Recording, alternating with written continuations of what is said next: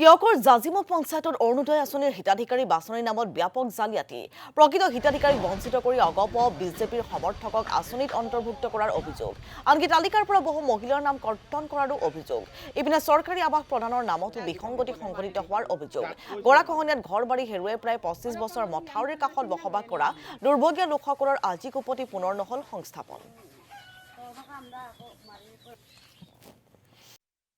চৰকাৰৰ এতিয়া কি সুবিধাটো আমি একোৱে পোৱা নাই কি এতিয়া মানে আপোনালোকক কৈয়ে দিলো নহয় এতিয়া মতাউৰি তাকিলেও এতিয়া মতাউৰি তাকিবলৈ এতিয়া জেগা নাইকিয়া হৈ আছেগে মাটি চব কানি চব আদায় কৰিছেগে আজি মোৰ একদম চাঙৰ তলত কানিছেগে পতা নাপালে আজিলৈকে পতা নাই পোৱা আৰু বাকি অৰুণোদয় নাপায় এইকেইটা